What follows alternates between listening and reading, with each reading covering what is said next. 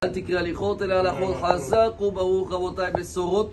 aujourd'hui Haï, le 18, dans le mois de Tammuz. C'est vrai qu'on est rentré dans les 21 jours. En hébreu, quand on dit 21, c'est la valeur numérique de Ach, Tov le Israël. Ach, c'est vrai que quand ça fait mal, on dit Ach.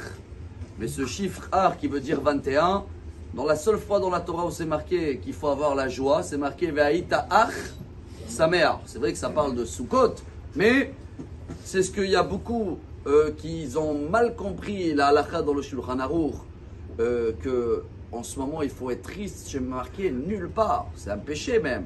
Ah, c'est vrai qu'il faut diminuer dans la joie, et encore, c'est à partir du mois d'Av que mes maratin besimcha, mais c'est marqué nulle part d'être en atzvut, il faut être en avlut. C'est quoi avlut? Il y a des coutumes de deuil qu'on a prié justement pendant ces 3 semaines-là pour essayer de réparer la grande faute qu'à cause d'elle, le deuxième temple, on va dire comme ça, il a été détruit.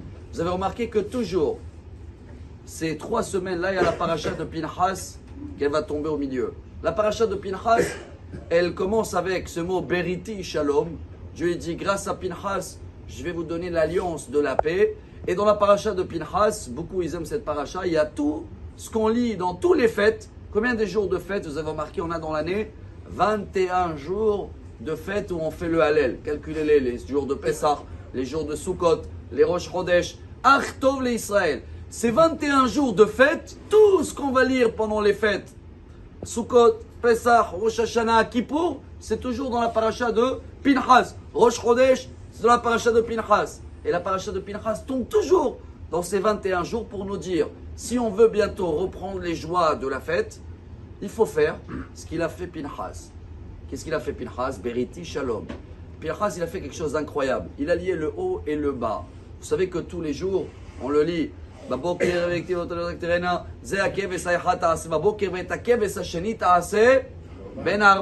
paracha de Pinchas. Tous les jours, Dieu nous demande d'amener des sacrifices journaliers. Ça a été annulé le 17 Tammuz. C'est une des raisons pourquoi on a jeûné hier. C'est quoi les sacrifices journaliers? Vous avez remarqué ce qu'on lit tous les jours?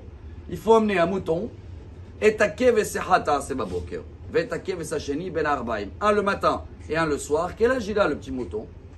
Kevasim bene shana temimim. Il doit avoir 1 an. Il dit un grand rabbin, il s'appelait Rav Binyamin Ben Aaron. Il a écrit un livre Torah Zahav il y a 250 ans. Et il dit comme ça. Kevasim en hébreu c'est kevushim. C'est quoi kevushim? C'est toutes les choses qu'on les garde.